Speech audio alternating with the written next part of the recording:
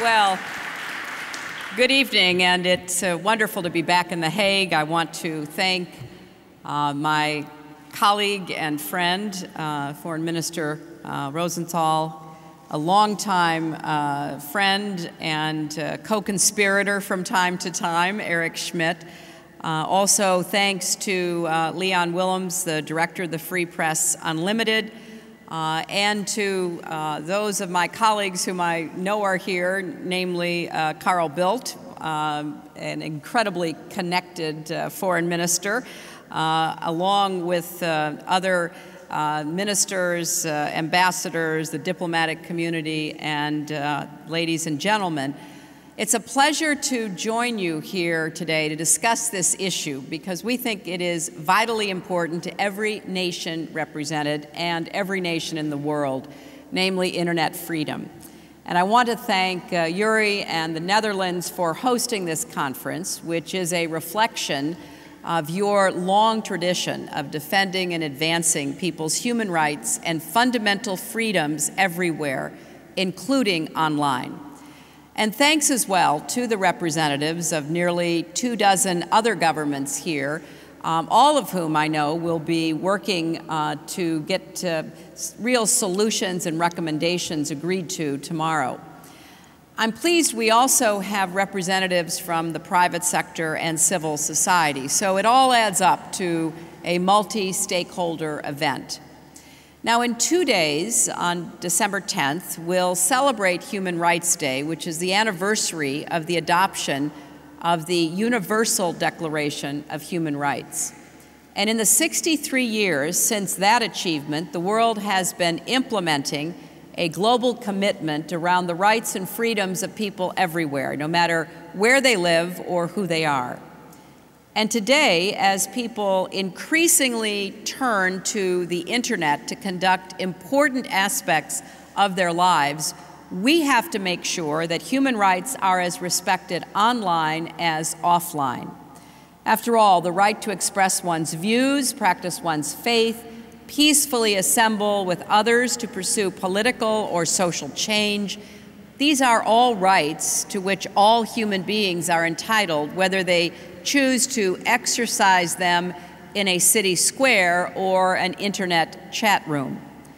And just as we have worked together since the last century to secure these rights in the material world, we must work together in this century to secure them in cyberspace. This is an urgent task. It is most urgent, of course, for those around the world whose words are now censored, who are imprisoned because of what they or others have written online, who are blocked from accessing entire categories of internet content, or who are being tracked by governments seeking to keep them from connecting with one another. In Syria, a blogger named Anas Omarawi was arrested on July 1st after demanding that President Assad leave. He's not been charged with anything, but he remains in detention. In both Syria and Iran, many other online activists, actually too many to name, have been detained, imprisoned, beaten, and even killed for expressing their views and organizing their fellow citizens. And perhaps the most well-known blogger in Russia, Alexei Navalny, was sentenced on Tuesday to 15 days in jail after he took part in protests over the Russian elections. In China, several dozen companies signed a pledge in October committing to strengthen their, quote, self-management, self-restraint, and strict self-discipline. Now, if they were talking about fiscal responsibility, we might all agree. But they were talking about offering web-based services to the Chinese people, which is code for getting in line with the government's tight control over the internet. Now, these and many other incidents worldwide remind us of the stakes in this struggle. And the struggle does not belong only to those on the front lines and who are suffering. It belongs to all of us. First, because we all have a responsibility to support human rights and fundamental freedoms everywhere. Second, because the benefits of the network grow as the number of users grow. The internet is not exhaustible or competitive. My use of the internet doesn't diminish yours. On the contrary, the more people that are online and contributing ideas, the more valuable the entire network becomes to all the other users. In this way, all users, through the billions of individual choices we make about what information to seek or share, fuel innovation, enliven public debates, quench a thirst for knowledge, and connect people in ways that distance and cost made impossible just a generation ago. But when ideas are blocked, information deleted, conversations stifled, and people constrained in their choices, the internet is diminished for all of us. What we do today to preserve fundamental freedoms online will have a profound effect on the next generation of users. More than 2 billion people are now connected to the internet, but in the next 20 years, that number will more than double. And we are quickly approaching the day when more than 1 billion people are using the internet in repressive countries. The pledges we make and the actions we take today can help us determine whether that number grows or shrinks, or whether the meaning of being on the internet is totally distorted. Delivering on internet freedom requires cooperative actions.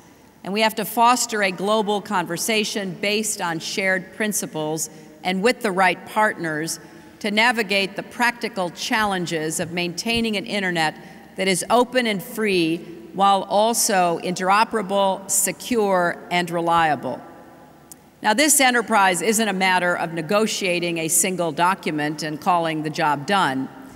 It requires an ongoing effort to reckon with the new reality that we live in a digital world, and doing so in a way that maximizes its promise.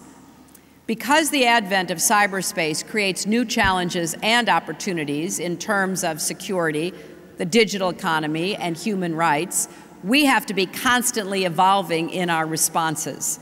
And though they are distinct, they are practically inseparable, because there isn't an economic internet, a social internet, and a political internet. There is just the internet, and we're here to protect what makes it great. Tomorrow's sessions provide the opportunity for us to make concrete progress. At this kickoff event, I'd like to briefly discuss 3 specific challenges that defenders of the internet must confront. The first challenge is for the private sector to embrace its role in protecting internet freedom. Because whether you like it or not, the choices that private companies make have an impact on how information flows or doesn't flow on the internet and mobile networks. They also have an impact on what governments can and can't do. And they have an impact on people on the ground. In recent months, we've seen cases where companies' products and services were used as tools of oppression. Now, in some instances, this cannot be foreseen, but in others, yes, it can.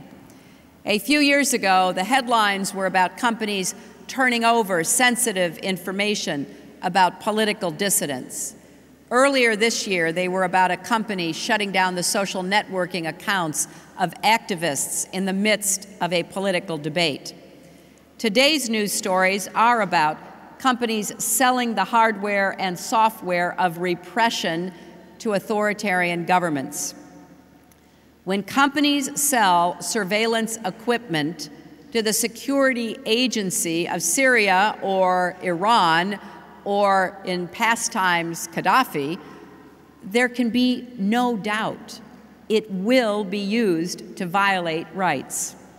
Now, there are some who would say that in order to compel good behavior by businesses, responsible governments should simply impose broad sanctions, and that will take care of the problem. Well, it's true that sanctions and export controls are useful tools, and the United States makes vigorous use of them when appropriate, and if they are broken, we investigate and pursue violators. And we're always seeking to work with our partners, such as the European Union, to make them as smart and effective as possible. Just last week, for example, we were glad to see our EU partners impose new sanctions on technology going to Syria. So sanctions are part of the solution, but they are not the entire solution. Dual-use technologies and third-party sales make it impossible to have a sanctions regime that perfectly prevents bad actors from using technologies in bad ways. Now, sometimes companies say to us at the State Department, just tell us what to do and we'll do it. But the fact is, you can't wait for instructions. In the 21st century, smart companies have to act before they find themselves in the crosshairs of controversy. I wish there were, but there isn't an easy formula for this. Making good decisions about how and whether to do business in various parts of the world, particularly where the laws are applied haphazardly or they are opaque, takes critical thinking and deliberation and asking hard questions. So what kind of business should you do in a country where it has a history of violating internet freedom? Is there something you can do to prevent governments from using your products to spy on their own citizens? Should you include warnings to consumers?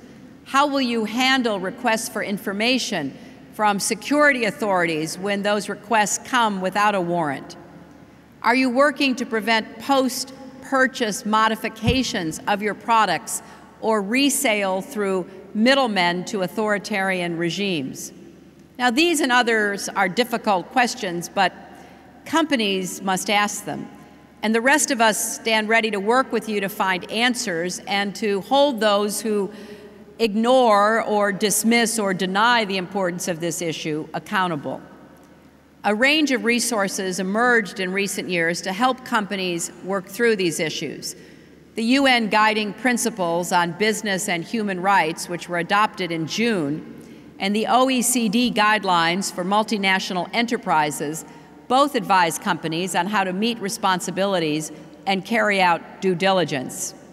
And the Global Network Initiative, which is represented here tonight, is a growing forum where companies can work through challenges with other industry partners, as well as academics, investors, and activists. And of course, companies can always learn from users. The Silicon Valley Human Rights Conference in October brought together companies, activists, and experts to discuss real-life problems and identify solutions. And some participants issued what they called the Silicon Valley Standard for stakeholders to aspire to. Working through these difficult questions by corporate executives and board members should help shape your practices. Part of the job of responsible corporate management in the 21st century is doing human rights due diligence on new markets, instituting internal review procedures, identifying principles by which decisions are to be made in tough situations. Because we cannot let the short-term gains that all of us think are legitimate and worth seeking jeopardize the openness of the internet and the human rights of individuals who use it without it coming back to haunt us all in the future. Because a free and open internet is important, not just to technology companies, but to all companies. Whether it's run with a single mobile phone or an extensive corporate network, it's hard to find any business today that doesn't depend in some way on the internet and doesn't suffer when networks are constrained. And also, I would add that in this day, brand and reputation are precious corporate assets. Companies that put them at risk when they are careless about freedom of the internet can often pay a price. So I think it's particularly appropriate and important that the private sector is strongly represented at this meeting and that Google is co-hosting tonight's event. In both securing the promise of a free and open internet and managing the risks that new technologies raise, the private sector is a crucial partner. But even as companies must step up, governments must resist the urge to clamp down, and that is the second challenge we face. If we're not careful, governments could upend the current internet governance framework in a quest to increase their own control. Some governments use internet governance issues as a cover for pushing an agenda that would justify restricting human rights online. We must be wary of such agendas and united in our shared conviction that human rights apply online. So right now, in various international forums, some countries are working to change how the internet is governed. They want to replace the current multi-stakeholder approach, which includes governments, the private sector, and citizens, and supports the free flow of information in a single global network. In its place, they aim to impose a system cemented in a global code that expands control over internet resources, institutions, and content, and centralizes that control in the hands of governments. Now, in a way that isn't surprising, because governments have never met a voice or public sphere they didn't want to control at some point or another. They want to control what gets printed in newspapers, who gets into universities, what companies get oil contracts, what churches and NGOs get registered, where citizens can gather, so why not the internet? But it's actually worse than that. It's not just that they want governments to have all the control by cutting out civil society and the private sector. They also want to empower each individual government to make their own rules for the internet that not only undermine human rights and the free flow of information, but also the interoperability of the network. In effect, the governments pushing this agenda want to create national barriers in cyberspace. This approach would be disastrous for internet freedom.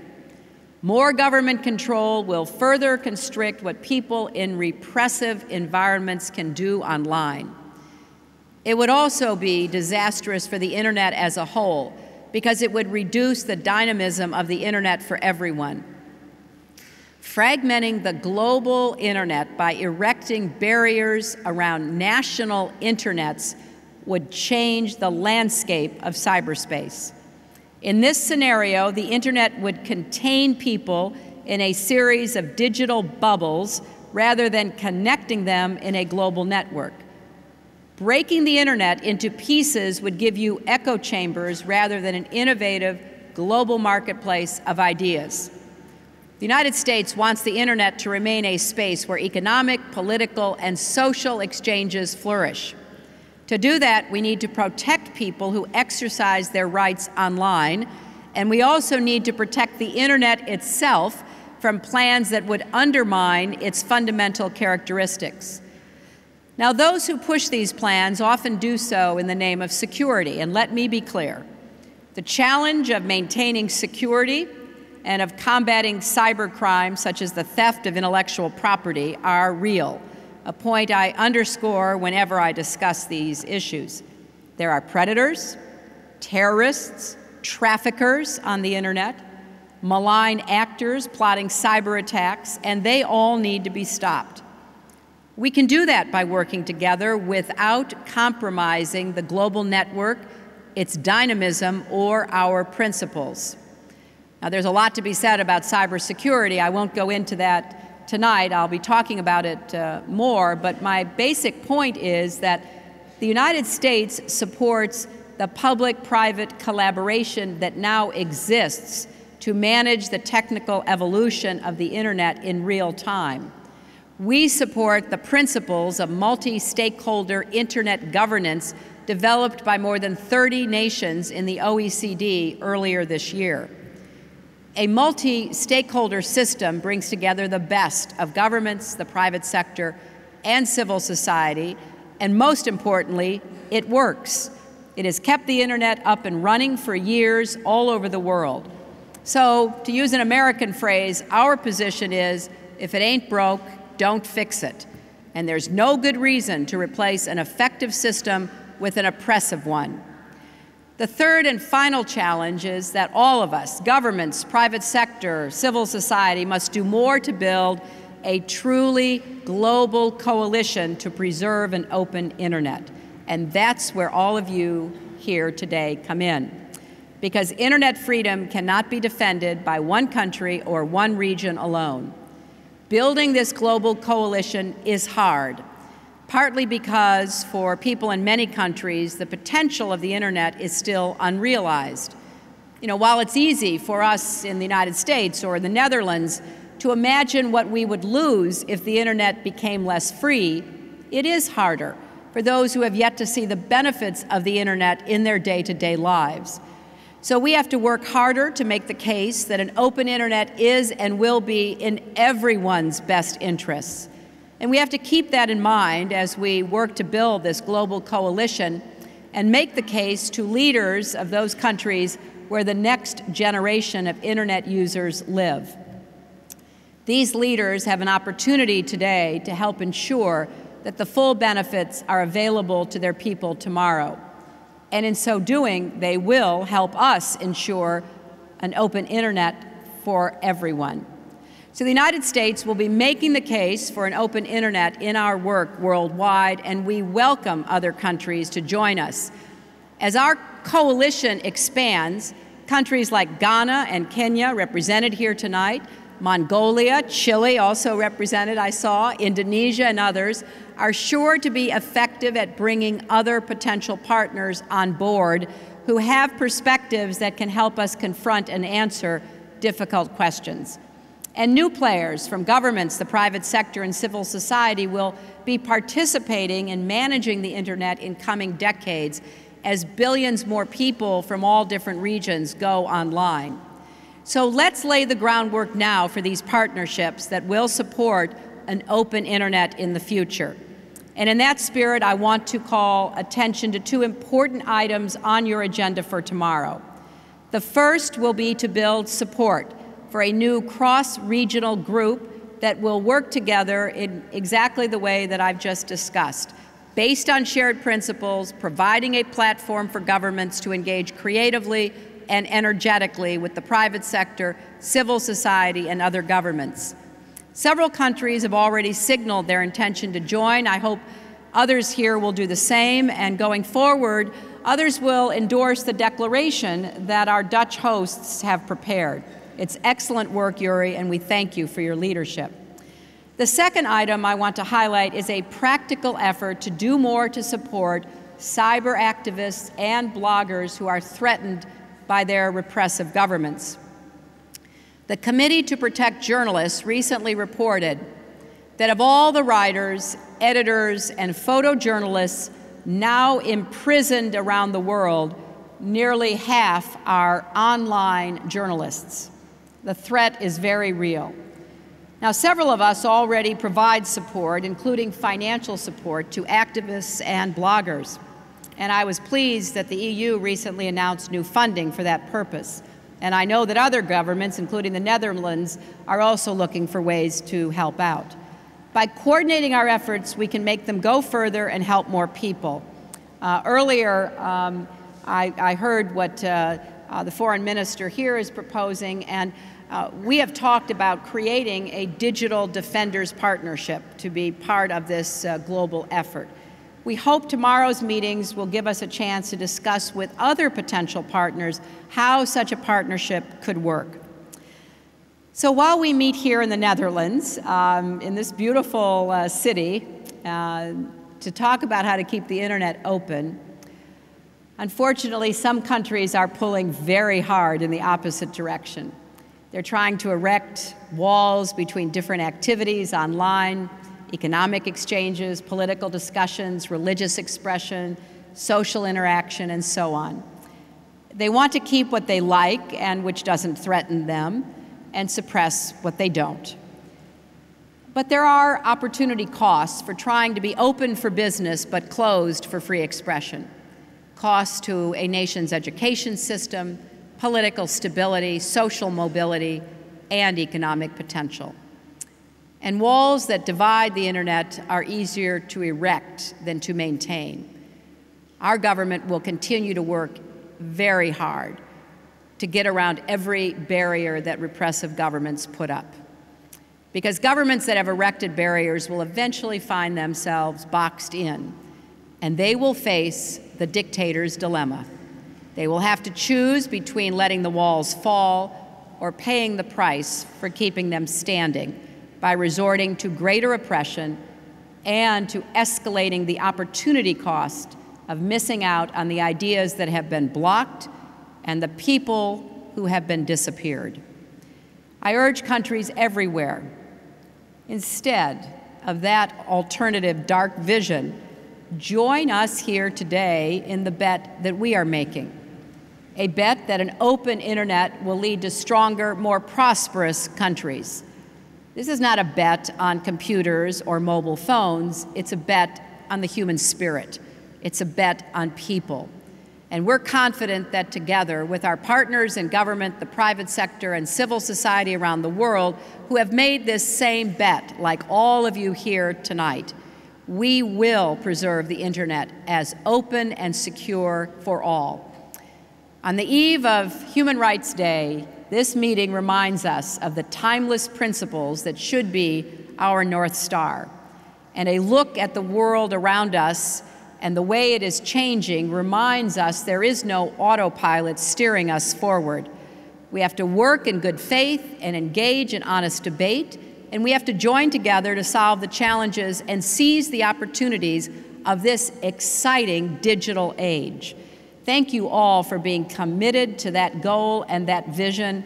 The United States pledges our support and our partnership going forward. Thank you all very much.